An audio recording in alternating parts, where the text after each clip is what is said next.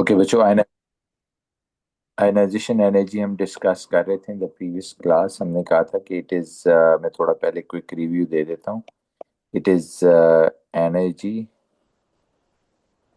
Absorbed. कोई भी atom जो एनर्जी एब्जॉर्ब करता है to remove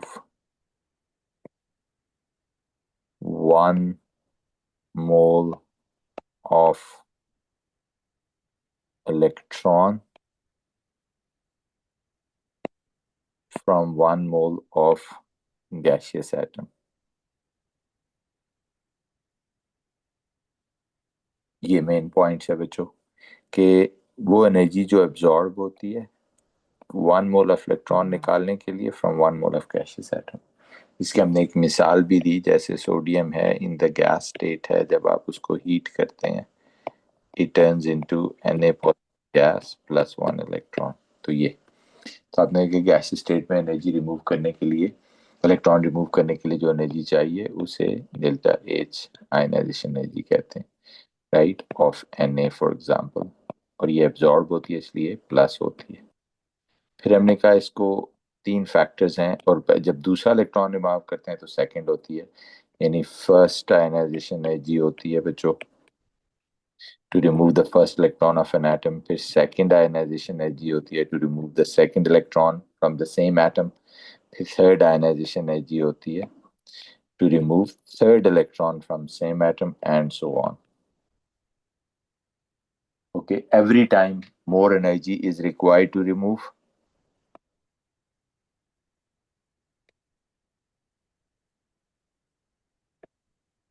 more energy needed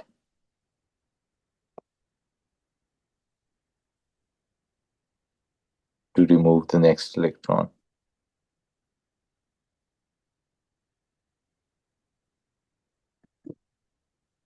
okay हर दफा ज्यादा एनर्जी चाहिए to remove the next electron, right.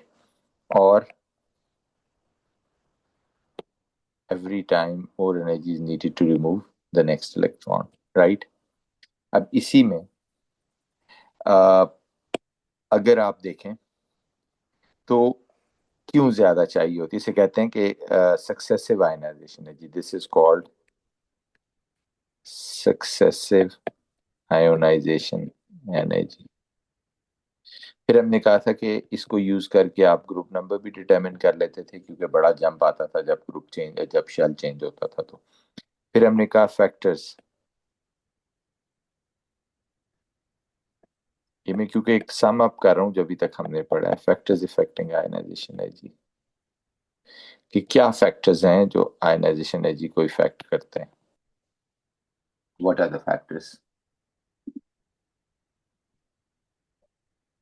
हमारा आगे नहीं आ जाते बच्चे, थोड़ा आगे आ जाओ मेरे बच्चे, फ्रंट पे आ जाओ। और जीशान को प्लीज थोड़ा थोड़ा सेंटर में करें। Factors affecting ionization energy, 3 factors. There are 3 factors which affect the ionization energy, or 3 factors. 3 factors हैं जो आयनाइजेशन एनर्जी को इफेक्ट करते हैं। ओके कौन कौन से 3 फैक्टर्स हैं देखिए जरा। What are the 3 factors. Number 1, nuclear charge. बल्कि मैं इकट्ठा लिख देता हूँ कि ionization energy is directly proportional to nuclear charge, NC mean nuclear charge, और inversely proportional to atomic radius and shielding effect। ये है बच्चों overall, this is ionization energy is directly proportional to nuclear charge and inversely proportional to atomic radius and the shielding effect। यहाँ तक हमने discuss कर लिया था ionization energy होती क्या है, what are the factors which affect, right। और इन फैक्टर्स को फिर हमने डिस्कस कर लिया था, राइट। आज हम देखते हैं trend of ionization energy in the periodic table. तो अब यहाँ आज वाले हेडिंग पे आ जाते हैं, trend of ionization energy in the periodic table.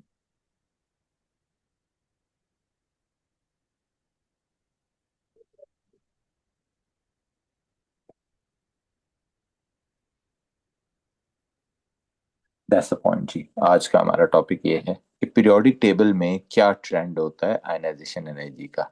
मैं एक रफ स्केच बनाता हूँ पहले तो पीरियोडिक टेबल का आपके सामने। इधर देखिए, this is the rough sketch of the periodic table. Look at this.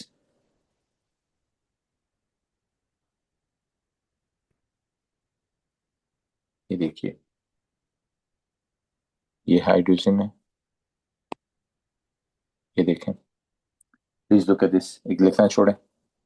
आपको पता है यहां से यहां जब जाते हैं इधर, तो आप कहते हैं across the period.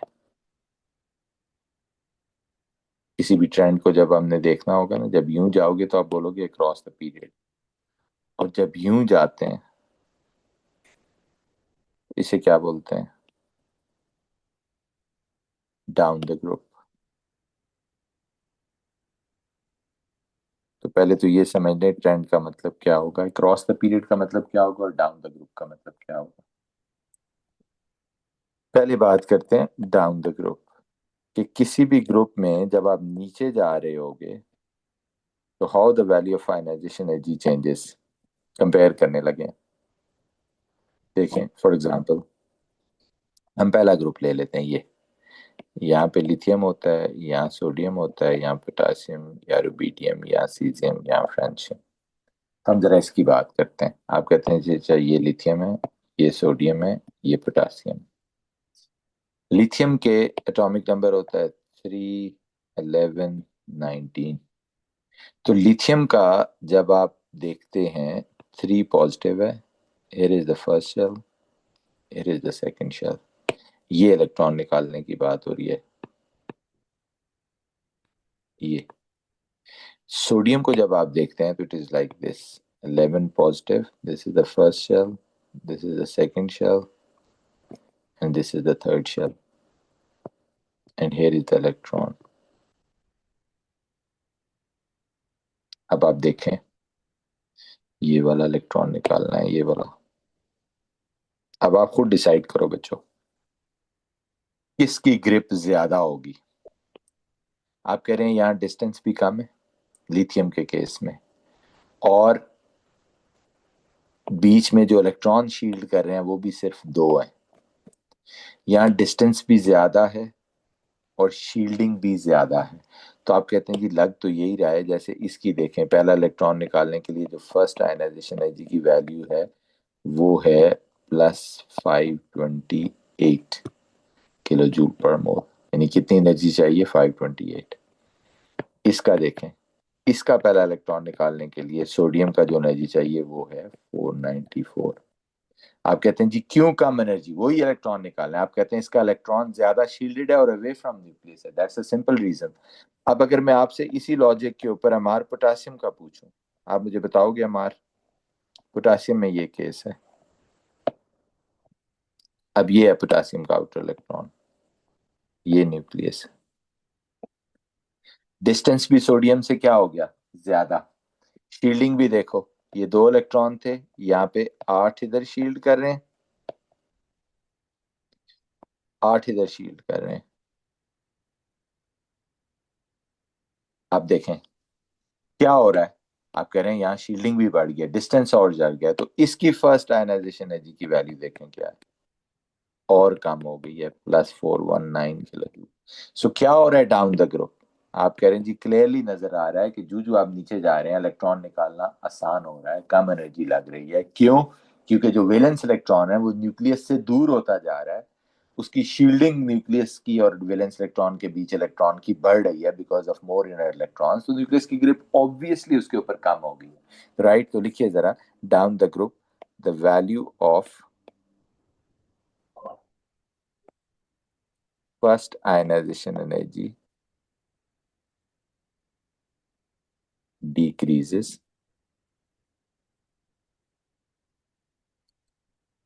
down the group। एक तो कम हो रही है, वजह क्या है? Why there is a there is increase in the shielding effect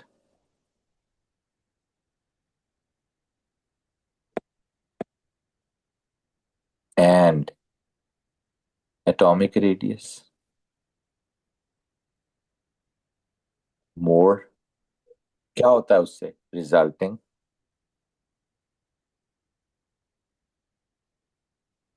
less nuclear attraction?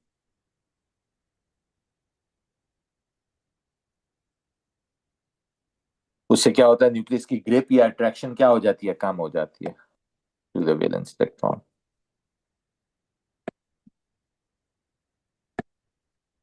ये बताना है बच्चों। ये ग्रुप वन की तो मैंने सिर्फ एग्जांपल दी है कि 528, 494, 419, नीचे जाएंगे तो और कम होती जाएगी। तो किसी भी ग्रुप में आप जाओ, दिस इज गोना हैपन कि as you go down the group the value of ionization energy is going to decrease because of what?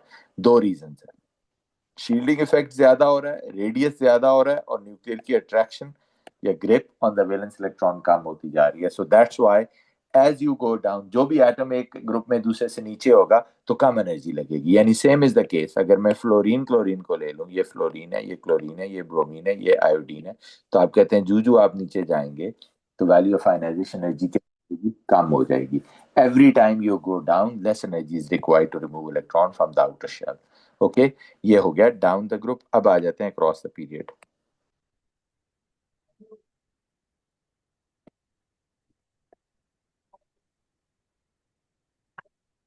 Across the period थोड़ा सा ट्रिकी है, मैं इसको एग्जांपल दे देता हूँ। पहले हम ले लेते हैं period two. Period two element से शुरू करते हैं।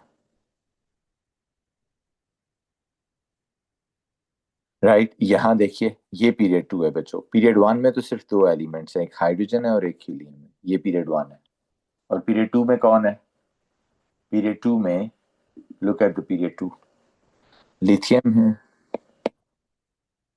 बेरिलियम है, बोरॉन है, कार्बन है, नाइट्रोजन है, ऑक्सीजन है, फ्लोरीन और नियॉन है। ओके, ये है। अब आप कहते हैं जी, जब आप इसको देखते हैं, ये पीरियड टू है, ठीक है। इसी के नीचे यहाँ पीरियड थ्री है, सोडियम है, मैग्नीशियम है, एल्यूमिनियम है, सिलिकॉन है, फास्फोरस है, सल्फर है, क्लोरीन है और ऑर्गन। अब अगर आप पीरियड टू को देखते हैं तो आप कहते हैं जी पीरियड टू में, Sir, I just joined. Could you just briefly just go over what you just taught? या I am gonna tell, just give me 1 minute, I am coming back. Okay, so period two के elements हैं, हमने देखा कि period two के elements हैं, ये देखें। मैं इधर एक ग्राफ पे ले लेता हूँ। ये है lithium, beryllium, boron, carbon, nitrogen, oxygen, chlorine and neon. मैं वापस जाता हूँ, just give me a minute. अब इसमें इसका एटॉमिक नंबर है 3, 4, 5, 6, 7, 8, 9, 10, और इधर है आयनाइजेशन एनर्जी। अब आपको ये बताना है, लेट से हम दो ले लेते हैं, हम यहाँ से लिथियम को ले लेते हैं और यहाँ से फ्लोरीन को ले लेते हैं। दोनों एटम को मैं आपके सामने ड्रॉ करता हूँ। लिथियम का एटॉमिक नंबर 3 है, फ्लोरीन का एटॉमिक नंबर 9 है। ये 3 पॉजिटिव, ये देखो, इसके दो इलेक्ट्रॉन है इधर और इसका एक इलेक्ट्रॉन है इधर। तो this is the energy required to remove this electron. इसी तरह फ्लोरीन को अगर आप देखें तो ये 9 पॉजिटिव है, इसका फर्स्ट शेल है, ये इसका सेकंड शेल है। इसमें कितने इलेक्ट्रॉन है? 1 2, 1 2 3 4 5 6 7। इस इलेक्ट्रॉन को निकालने की बात हो रही है। अब आप में से अमार, आपसे शुरू करता हूं। व्हाट डू यू थिंक, किसकी ग्रिप न्यूक्लियस की ज्यादा होगी इन दोनों में से? या न्यूक्लियस ग्रिप को छोड़ देते हैं, पहले मुझे आप बताएं कि इन दोनों का साइज, रेडियस सेम होगा या नहीं सेम होगा लिथियम और फ्लोरीन का? साइज किसका बड़ा होगा? इसके भी दो शेल्स हैं, उसके भी दो शेल्स हैं, लेकिन इलेक्ट्रॉन देखो, प्रोटॉन देखो, क्या दोनों का, पहले तो मुझे ये बताओ, एटॉमिक रेडियस सेम होगा हमार? क्यों? क्योंकि दो शेल्स हैं, दो शेल्स हैं। मानूर आप बताओ, क्या इन दोनों एटम्स का साइज या रेडियस सेम होगा?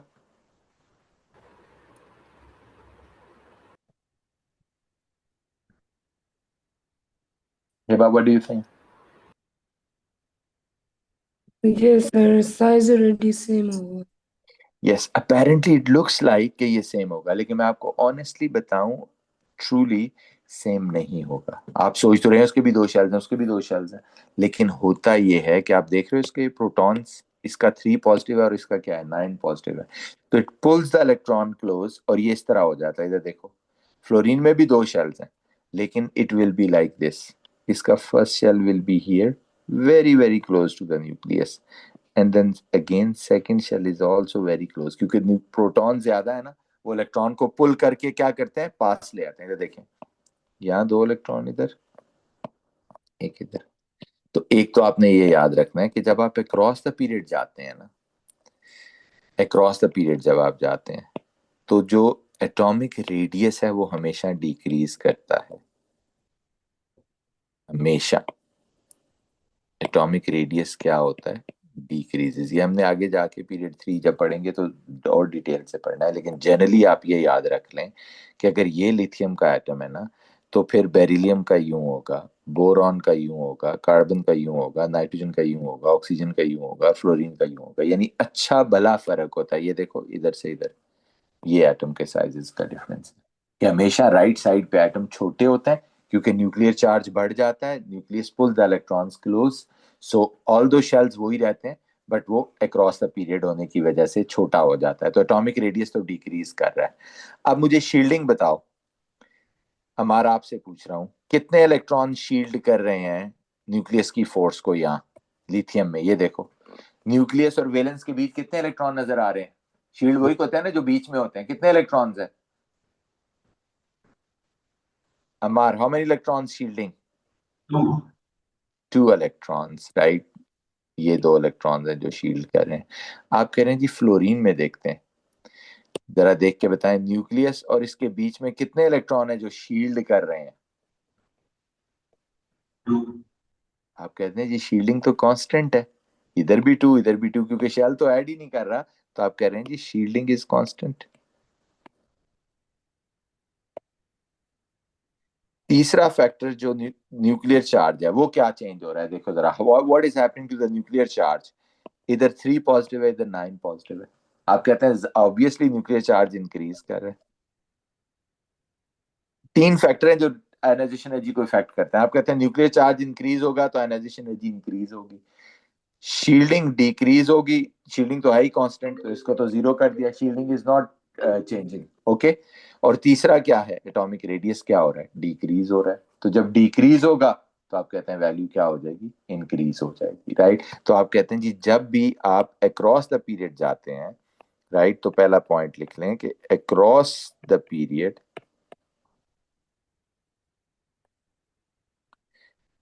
देयर इज जनरल, क्या वर्ड यूज किया है, इसको अंडरलाइन भी कर लेना है, general increase in the value of ionization energy,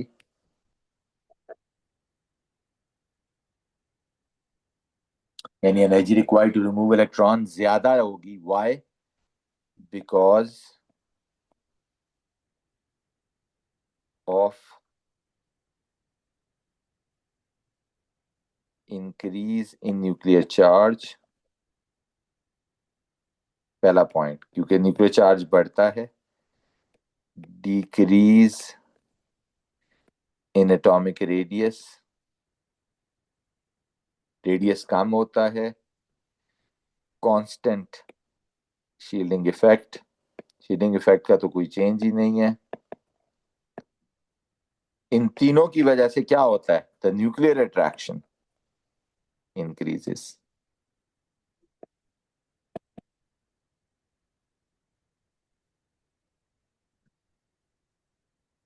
तो जब न्यूक्लियर अट्रैक्शन ज्यादा हो जाती है, न्यूक्लियस की ग्रिप ज्यादा हो जाती है इलेक्ट्रॉन पे, तो ऑब्वियसली इसको निकालने के लिए ज्यादा एनर्जी चाहिए, hence more energy needed to remove electron.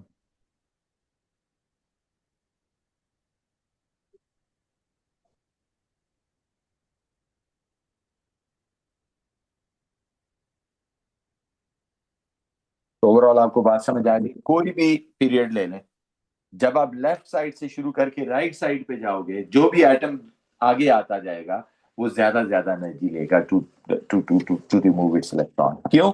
क्योंकि उसका न्यूक्लियस के इलेक्ट्रॉन करीब होते जा रहे हैं। ये देखो, जैसे इसमें देखें, अगर ये न्यूक्लियस है तो ये वैलेंस इलेक्ट्रॉन है, इससे काफी दूर है। फिर इसमें क्या हुआ, आप कह रहे हैं तो करीब आ गया। करते करते करते जब आप इस पे जाते हैं तो आप कहते हैं तो बहुत ही करीब हो गया, राइट। तो जिसकी वजह से न्यूक्लियस की ग्रिप उस पर ज्यादा होती जाती है, न्यूक्लियर अट्रैक्शन ज्यादा होती जाती है, और जिसकी वजह से आप कहते हैं जी ज्यादा एनर्जी रिक्वायर्ड होती है to remove electron, okay, from an atom. Is it clear? यहां तक बात क्लियर है बच्चों? सो किसी भी पीरियड में जाओगे तो इसलिए वर्ड जनरल हमने यूज किया कि generally across any period, period 2 हो, पीरियड 3 हो, पीरियड 4 हो, पीरियड 1 हो, तो whenever you go across the period from left to the right, there is every time more energy is required to remove the first electron from an atom, right? अब आ जाते हैं इसके अगले part के ऊपर। अब वो कहता है जैसे प्रिसाइजली देखते हैं, ये ग्राफ ड्रॉ करें। अब ये देखो बच्चों, लिथियम है, वाई एक्सिस पे आयनाइजेशन एनर्जी है, एक्स एक्सिस पे ये एलिमेंट्स हैं। आप कह रहे हैं जी lithium is the first to be removed, ये है उसकी आयनाइजेशन, यानी लिथियम का पहला इलेक्ट्रॉन निकालने के लिए let's say the energy required is 520 kilo joule. Beryllium across the period M R क्या होगी, लिथियम से क्या होगी इसकी वैल्यू, ज्यादा या कम? अक्रॉस द पीरियड जा रहे हैं, यूं जा रहे हैं, यूं अक्रॉस द पीरियड वैल्यू क्या होगी, मैंने क्या कहा है, there is a general what अमार, there is a general increase every time you go ahead, तो वैल्यू ज्यादा होगी। तो बेरिलियम का इलेक्ट्रॉन निकालने के लिए वैल्यू क्या होगी, ज्यादा या कम? यस, आप कह रहे हैं ये देखें, इससे ज्यादा चाहिए। बोरॉन बीच में से छोड़ देता हूँ, कार्बन और ज्यादा है, नाइट्रोजन और ज्यादा है, ऑक्सीजन छोड़ देता हूँ, फ्लोरीन और ज्यादा है, और नियॉन और ज्यादा। मैं इसकी एक मिसाल देता हूँ कि लिथियम का पहला इलेक्ट्रॉन निकालने के लिए कितनी एनर्जी चाहिए, मैंने एज्यूम कर लिया लेट्स से 520 किलो जूल, और आपको पता है नियॉन का पहला इलेक्ट्रॉन निकालने के लिए 2010 किलो जूल, तकरीबन 4 टाइम ज्यादा एनर्जी चाहिए टू रिमूव। ये देखो, ये नियॉन का आउटर इलेक्ट्रॉन है ये, एज कंपेयर टू ये लिथियम का आउटर इलेक्ट्रॉन जो है ये, 5 टाइम ज्यादा एनर्जी चाहिए, 4 टाइम ज्यादा एनर्जी चाहिए।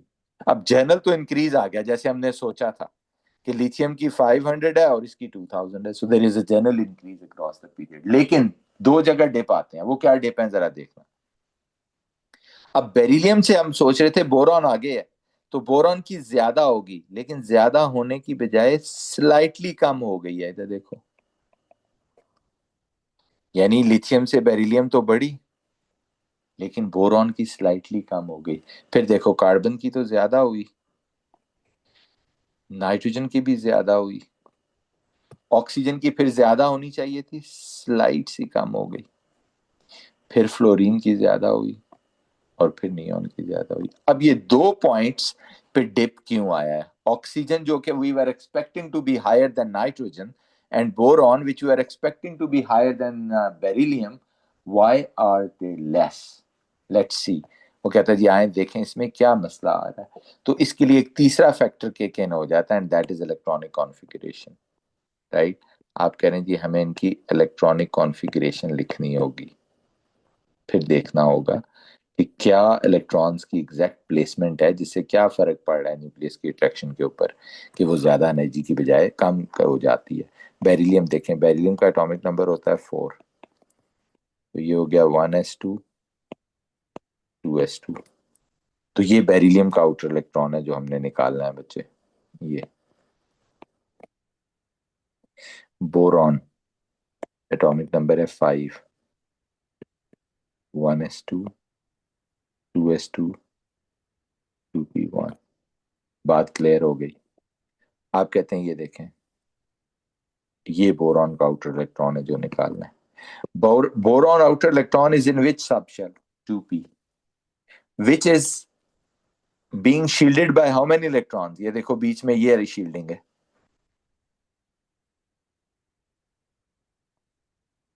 और इसकी शील्डिंग कितनी है? सिर्फ ये है। तो आप कहते हैं तो क्लियर हो गया। Boron outer electron is more shielded and as well as away from nucleus. Nucleus से दूर भी है और शील्डिंग भी ज्यादा है।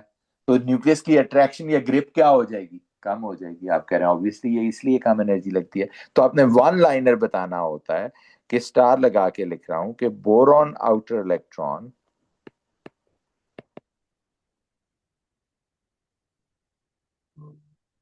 more shielded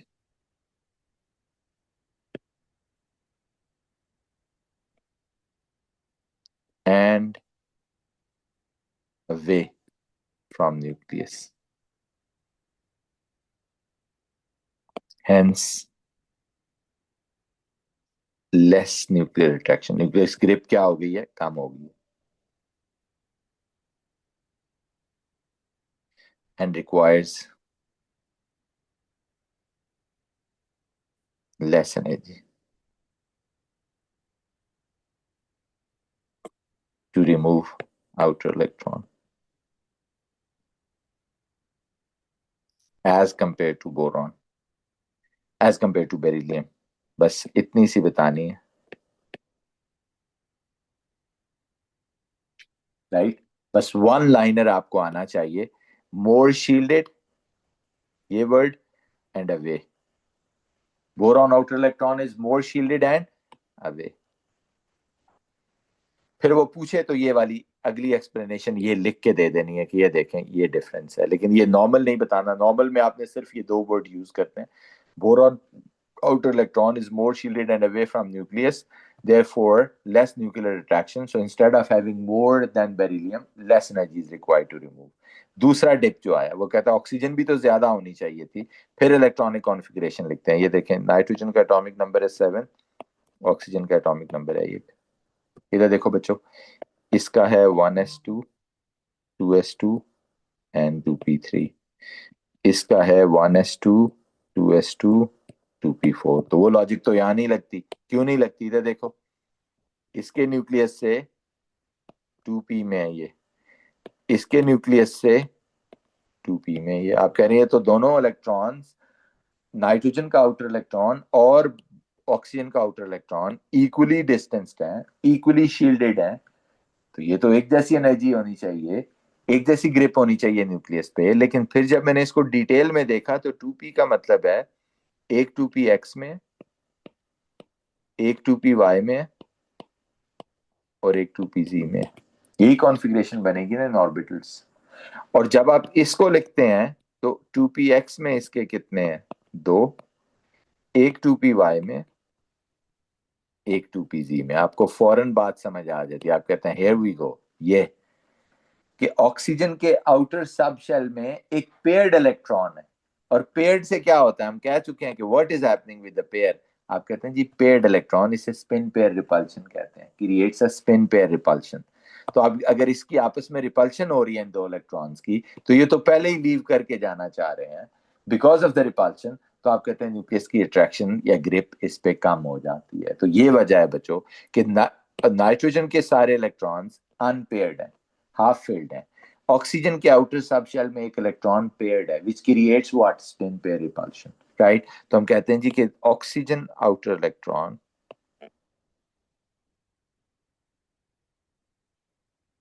अगर आप चाहें तो एक्सप्लेन भी कर सकते हैं, मैं ब्रैकेट में लिख देता हूं 2p सब शेल में,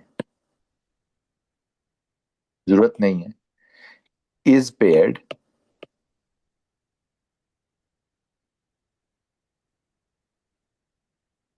and creates spin pair repulsion. क्या करता है? स्पिन पेयर रिपल्शन क्रिएट करता है, जिससे क्या होती है? And less nuclear attraction. Nuclear की उस पर अट्रैक्शन क्या हो जाती है? कम हो जाती है।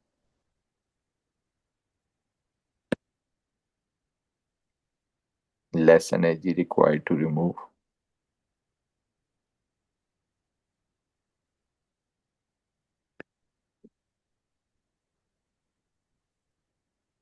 outer electron। और नाइट्रोजन में क्या है? There is all unpaired, singly filled, no repulsion, right? That's the reason. So दोनों रीजन अलग अलग हैं बच्चों, दोनों की रीजन देनी है कि देर इज अब इस सारे को मैं एक गो में बयान करता हूं। मैंने क्या कहा कि जब आप किसी पीरियड में जाते हैं, इधर देखो अक्रॉस द पीरियड, तो देर is a general increase in the value. ये देखें, जनरल इंक्रीज है, लेकिन दो जगह पे डिप्स हैं, बोरॉन और बेरिलियम, और ऑक्सीजन एंड नाइट्रोजन। दोनों की रीजन अलग अलग हैं। पहले डिप की रीजन क्या है? कि जो बोरॉन का इलेक्ट्रॉन है वो मोर शील्डेड है और अवे है। और दूसरे की रीजन क्या है? स्पिन पेयर रिपल्शन है,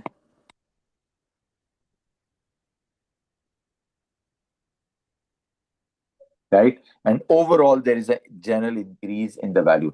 अब आप कह रहे हैं अगर इलेक्ट्रॉनिक कॉन्फ़िगरेशन की वजह से, आप बात गौर से सुनना बच्चों, तो इसका मतलब ये हुआ कि अगर हम पीरियड 3 की बात करें, अब जरा सुनना, ये तो पीरियड 2 में बात होगी, तो आप कहते हैं इसका मतलब अगर इलेक्ट्रॉनिक कॉन्फ़िगरेशन की वजह से वो तो पूरे ग्रुप में सेम रहती है, हम कहते हैं यस।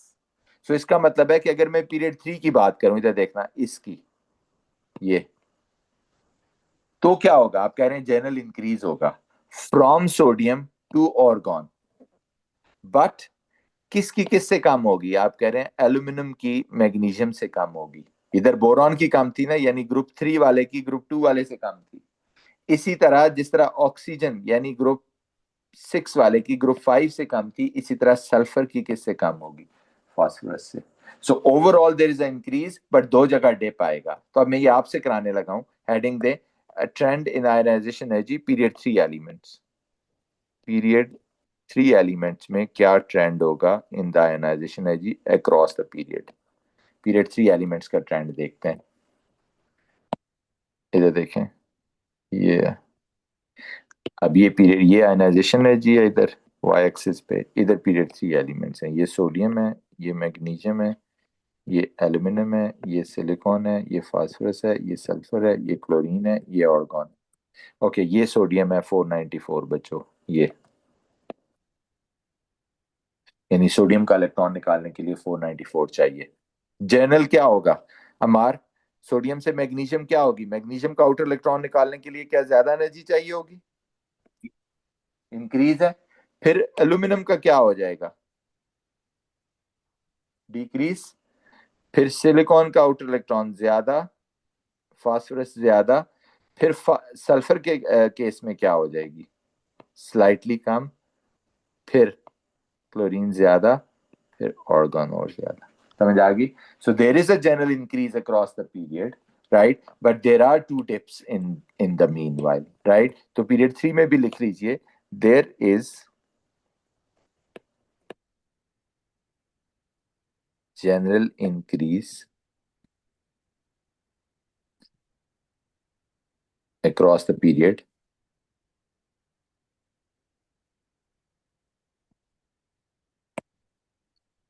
क्या है? जनरल इंक्रीज है across the period.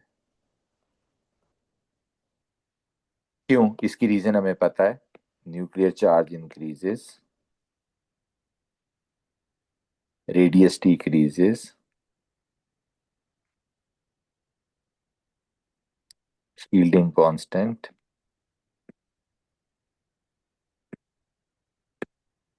hence more nuclear attraction,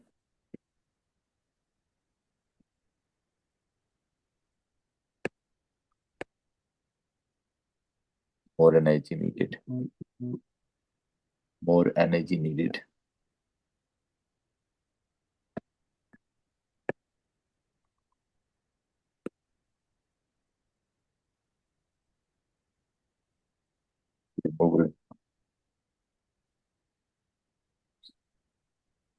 but अगर आप प्रिसाइजली देखें तो आपने कहा एल्यूमिनियम की मैग्नीशियम से कम है और सल्फर की फास्फोरस से कम है। क्या वजह क्या है? इनके इलेक्ट्रॉनिक कॉन्फ़िगरेशन लिख के देख लेते हैं। वही रीजन, एग्जैक्टली वही रीजन आएगी, इधर देखना। मैग्नीशियम का हमार लिखें जरा, क्या होगी इलेक्ट्रॉनिक कॉन्फ़िगरेशन? सारे बच्चे लिखें मैग्नीशियम और एल्यूमिनियम की, और फिर बताएं इनके आउटर इलेक्ट्रॉन में क्या डिफरेंस है। Please right the electronic configuration of magnesium and aluminium और phosphorus and sulphur.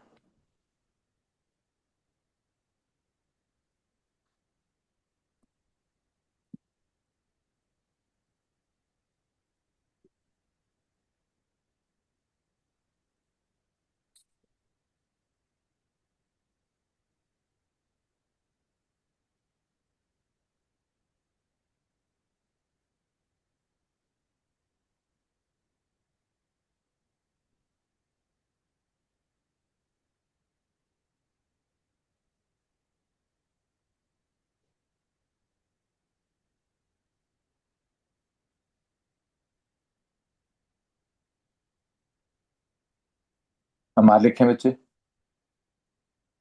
Manur Hiba आप भी लिखें, इलेक्ट्रॉनिक कॉन्फ़िगरेशन लिखनी है।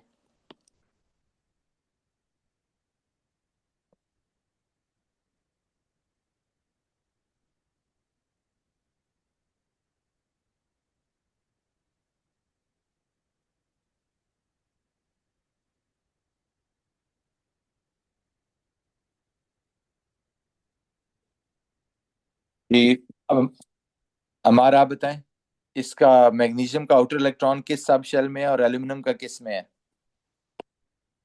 पीएस में मैग्नीशियम है और पीपी में एल्यूमिनियम। तो कौन ज्यादा शील्डेड है? एल्यूमिनियम। और डिस्टेंस भी ज्यादा है, ऐसा ही है ना? तो आप कहते हैं aluminium outer electron is more shielded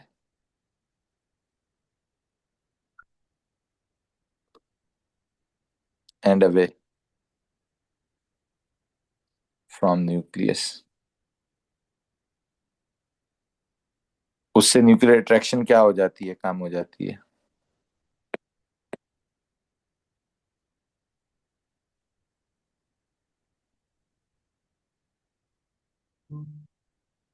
phosphorus और सल्फर में बताएं। लिखा है मानूर आपने फास्फोरस का? हिबा?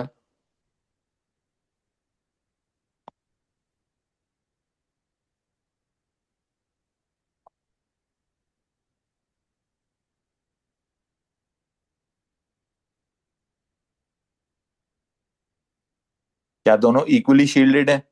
आप कहते हैं जी इसका भी आउटर 3p में है, इसका भी आउटर 3p में है, तो दोनों इक्वली शील्डेड है। लेकिन हमार इसके 3p में कितने और इसके 3p में कितने हैं? फास्फोरस के 3p में कितने इलेक्ट्रॉन्स है? 3। जब मैं ऑर्बिटल में लिखूंगा तो किस तरह होंगे? एक 3p x में होगा, एक 3p y में होगा और एक 3p z में होगा। क्या कोई पेयर्ड है? इधर क्या है? 3p x में दो है, 3p y में एक है और 3p z में एक है। क्या हुआ इसमें बताएं जरा। 3p x में क्या हो गया? पेयर्ड इलेक्ट्रॉन है in the outer shell of the oxygen which creates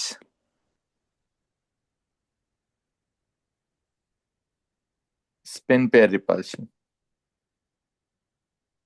जिससे न्यूक्लियर अट्रैक्शन क्या हो जाती है, कम हो जाती है। लेस न्यूक्लियर अट्रैक्शन, न्यूक्लियस की ग्रिप ऑन दैट इलेक्ट्रॉन कम हो जाती है, so less energy required to remove.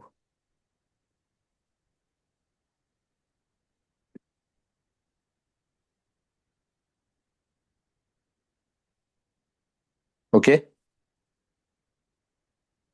Got it? Right, so this is how we discuss the trend of ionization energy across the period. कल दोनों को combine करते हैं। मानूर आपके आने से पहले हमने सिर्फ यही देखा था कि डाउन द ग्रुप क्या होता है। अक्रॉस द पीरियड अगर इंक्रीज हो रही है ये देखो जनरल, तो डाउन द ग्रुप क्या होती है, डिक्रीज होती है, कि जो आप नीचे जाते हैं हर एटम से इलेक्ट्रॉन निकालना आसान होता जाता है। ओके, और जो आप अक्रॉस द पीरियड जाते हैं मुश्किल होता जाता है, क्योंकि across the period nucleus atom छोटे होते जाते हैं, न्यूक्लियस ग्रिप टाइट होती जाती है। डाउन द ग्रुप ये देखो एटम बड़े होते जा रहे हैं, ये देख रहे हो, तो जब एटम बड़े होते जा रहे हैं ये इसमें, तो न्यूक्लियस की ग्रिप उन पे कम होती जा रही है, न्यूक्लियर अट्रैक्शन कम होती जा रही है, so obviously less energy is required to remove. Is it clear? So this is how we look at the ionization energy. सवाल करेंगे, क्यों सवाल है तो Did you explain otherwise. the other two factors? The other two factors कौन से वाले? Sir क्योंकि लास्ट क्लास में हमने सिर्फ दो किए थे, हाँ न्यूक्लियर वो, यस, चार्ज और एटॉमिक ये रेडियस।